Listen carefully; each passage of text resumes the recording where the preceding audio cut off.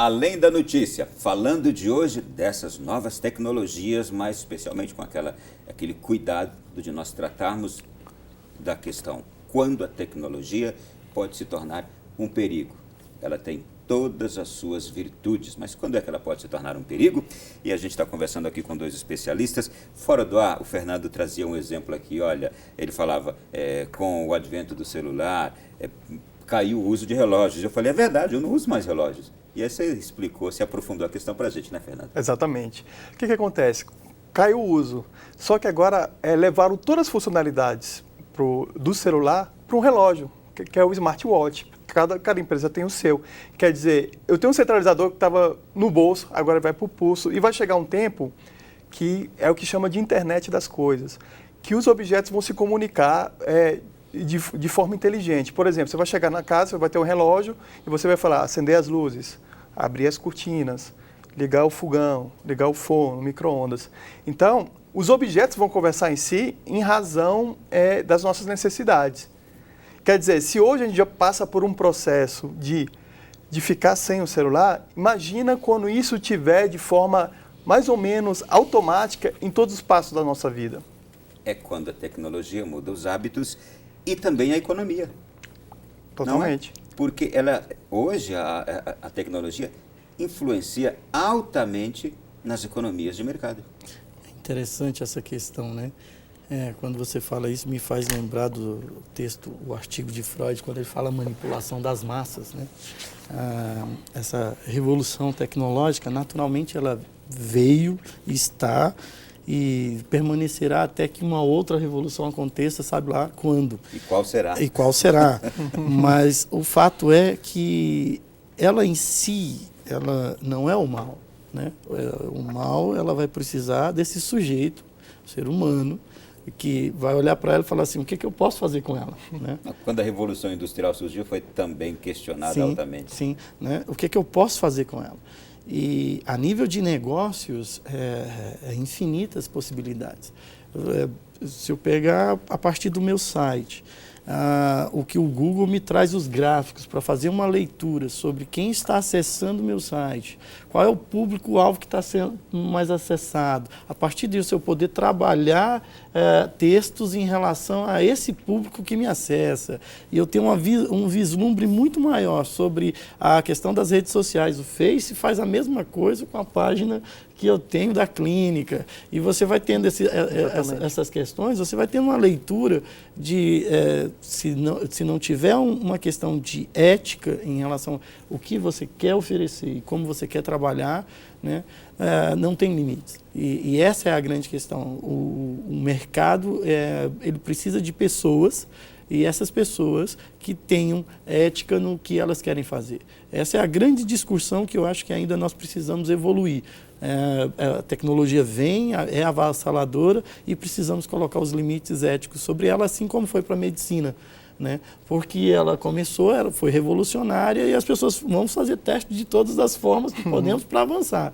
Só que aí teve que se pensar a questão ética. Tecnologia é a mesma coisa. Precisamos, em algum momento, pensarmos a ética dela. A gente não tinha citado a Revolução Científica. Tudo bem.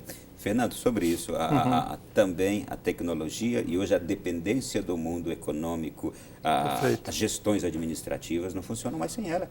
Sem dúvida. Na verdade, hoje os valores das marcas são maiores que seu patrimônio físico. E isso é contabilizado. É engraçado, por exemplo, existem alguns canais de televisão que têm uma tecnologia baseada em hack marketing. O que é isso? É saber o que as pessoas estão fazendo, compartilhando sobre os temas tratados num programa que está sendo colocado. Então, imagina isso em todas as aplicações e todas as áreas da economia. Saber exatamente qual é o impacto, o que as pessoas estão conversando sobre a coisa que está acabando de ser distribuída, veiculada. Então, se, por exemplo, o próximo produto, o próximo smartphone, o próximo tablet, ele vai vir traçado com essas informações que eu tenho em tempo real. As pessoas... O profissional estava falando a questão do anúncio, por exemplo. Tem a questão do Google Remarketing, por exemplo. Há uns 2 anos atrás, eles trocaram banco de dados, ele e o Facebook. Então, se você, presta atenção, se você clicou no anúncio de tênis. Quando você for para outro, em todos os sites ligados ao Google, vai aparecer o mesmo anúncio do tênis que você clicou. Imagina isso você vendo 1, 2, 5 vezes ao dia. Vai chegar um momento que Sugestão, né? Vai chegar um momento, por sugestão, que você vai acabar adquirindo.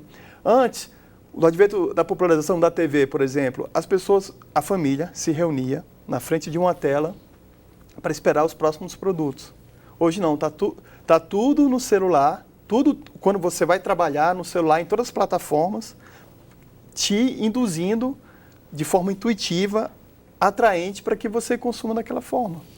E interessante esse ponto, Fernando, que a gente passa a perceber o seguinte: se constrói uma nova indústria, uma nova forma econômica, ao passo que vai sendo destruídas outras, que Sem vão dúvida. ficando obsoletas, que vão passando, e entre uma e outra, a necessidade do conhecimento. Né? E aí é esse sujeito se reconstruindo, se desconstruindo de uma forma e se reconstruindo de outra para se adaptar àquilo que está chegando. Em ciclos cada vez menores. Cada né? vez menores os ciclos. Né?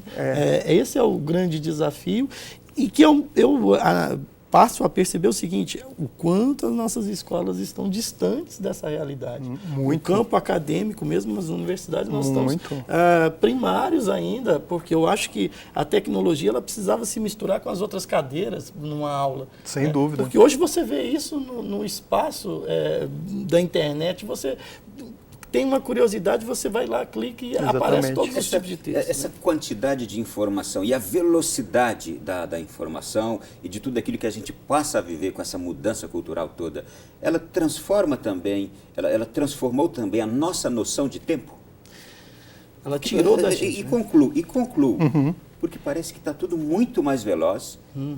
Coisas que eu li ontem ou eu vi ontem, hoje eu acordo achando que foi há uma semana. Sim. Tamanha a quantidade de informação Perfeito. e a velocidade com que eu estou vivendo essas coisas todas. Sim, sim. Perdemos a noção do tempo? O que aconteceu?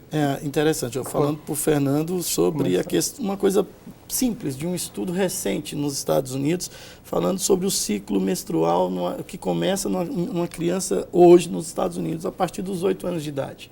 Né? E aí você para e pensa, caramba, o que aconteceu com essa criança? E aí nós vamos analisar que para maturar essa criança, que é um ciclo que muda a criança para uma mulher, né? Foi tecnologia, informação em excesso, né? E a questão da alteração da alimentação. Esses são estudos recentes sendo feitos nos Estados Unidos sobre esse novo consumidor, esse novo cidadão de lá. Né? Não é diferente para cá, não é diferente na forma que a gente lidar com essa informação. Ela fez encurvar o tempo, né? Aquela coisa assim, nós não olhamos para o passado, nós olhamos presente e futuro.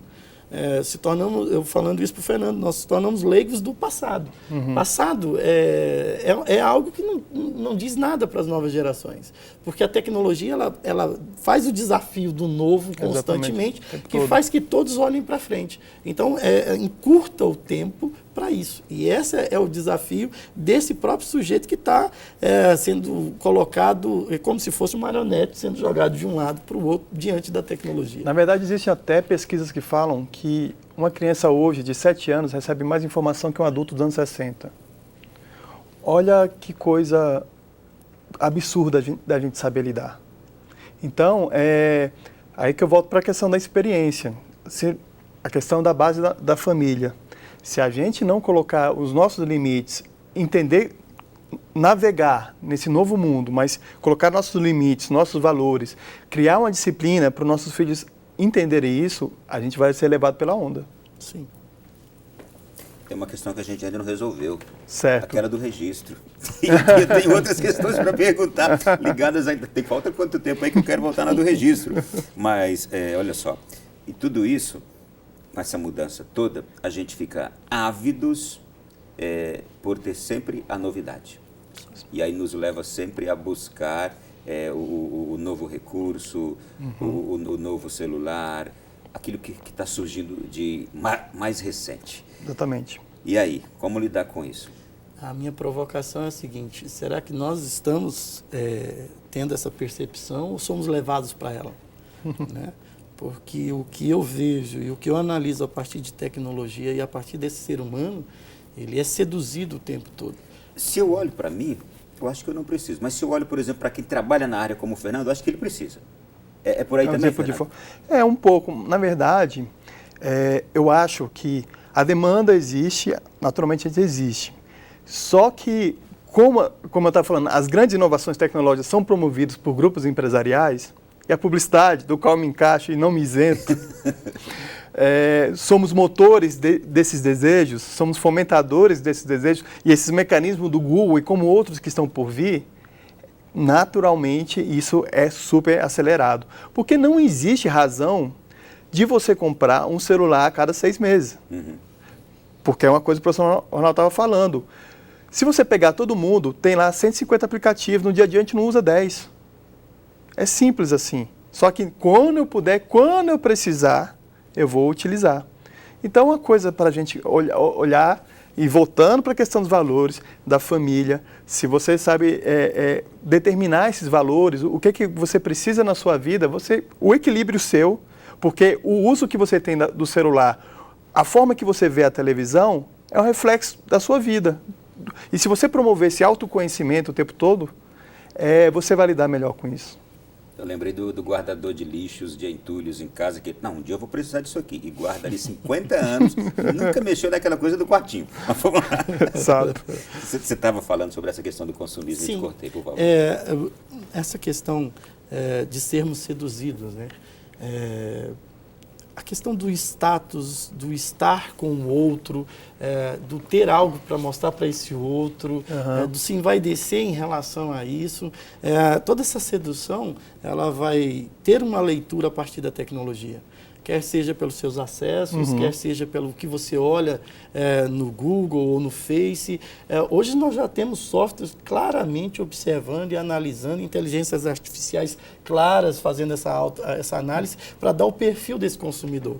Então a pergunta que se instala é, somos realmente essas pessoas que ficam ávidos por querer essa tecnologia ou somos levados para ela?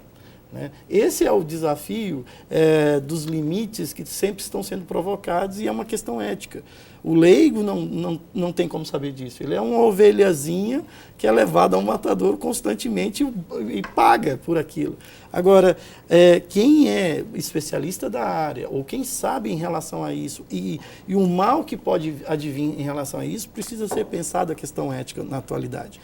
Sem isso, se torna impossível. E aí eu tiro um pouco essa culpa do consumidor e coloco sobre as grandes máquinas que pensam o consumo, né? Que produzem o consumo e que idealizam esse consumo como sendo o ideal. Né? Onde a gente começa a fantasiar que a minha casa tem que ser igual a casa americana, com um jardinzinho na frente, bonitinho, meus filhos sorrindo e eu tirando a foto. Sim, né? sim. Porque eu fui implantado isso na minha mente de forma subconsciente que eu vou exteriorizar mais cedo ou mais tarde.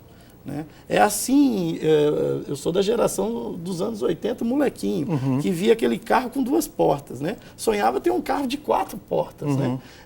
E era o grande carro da época. Isso já era o marketing da época. Imagina então hoje com a evolução da tecnologia. Né? Fernando, quando eu vou a um evento, certo. E aí eu vejo aquela beleza toda, eu falei, se eu ficar aqui filmando, fotografando, eu estou perdendo. Mesmo pensamento, meu mesmo pensamento. Mas tem gente que fica fotografando e filmando o tempo todo. Não é? E aí? Eu estou pensando aqui, eu arrisco a dizer que nunca a sociedade, nunca a humanidade tentou participar do coletivo de uma forma individualista. Porque, na verdade, se você pegar as redes sociais, a quantidade de selfies, né, que é a foto de si mesmo, quer dizer, eu perco a oportunidade de documentar uma paisagem ou documentar as outras pessoas que estão ao meu redor para fazer essa autodocumentação. Então, voltando um pouco para o professor Ronaldo sobre a questão que tem muito a ver com consumo.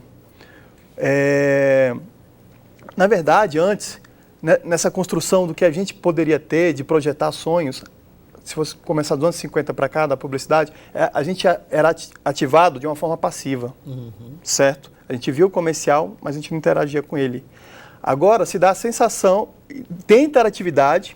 O que acontece? Existem TVs a cabo nos Estados Unidos, por exemplo, que o controle já vem com o bloqueador de comerciais.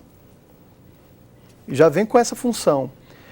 Então, porque a internet, se eu tenho um canal que eu escolho os filmes, tudo que eu quero ver, da forma que eu quero ver, a publicidade está se revolucionando. A comunicação está se revolucionando da mesma forma. Só que, para a gente, se não tiver esse autoconhecimento, você procurar se aprofundar o que está acontecendo, para a gente não ficar leigo de tudo, porque a gente acaba, como a informação se renova muito rápido, a gente acaba leigo de muitas coisas ao mesmo tempo. Não tem como. Nosso processamento do ser humano hoje, talvez o pós-humano consiga processar muito bem, mas o nosso hoje, a gente resquece ainda desse processo que deu do século XX, e a maior revolução do século XXI é da informação, que começou no século XX, e não, por acaso, as grandes doenças psicológicas que se deram do século XX, você pode confirmar ou não, é ansiedade e depressão. Sim. Por quê? Porque é não saber lidar com isso. Eu quero participar do coletivo, mas eu quero participar de forma individual. Muito bem. Senhores, eu fiquei extremamente enriquecido com a presença dos senhores aqui. Foi um prazer muito grande. Obrigado, professor Ronaldo. Prazer em conhecê-lo também. Prazer todo meu estar aqui. Realmente o debate foi muito legal, porque nos deu a oportunidade de pensar um pouco para onde essa sociedade está indo e o que a gente realmente quer como valores para a nossa sociedade brasileira. Professor Fernando, obrigado igualmente. Foi um prazer estar aqui com vocês. A gente viu que o tema é muito amplo, tem várias camadas. Sim. Que, na verdade, a gente não tem que pensar como se fosse uma fobia só. Na verdade, ela é reflexo do que a gente está vivendo hoje. O nosso próximo encontro será segunda-feira, neste mesmo horário aqui novamente. Fique com Deus, boa noite, bom sono e até lá.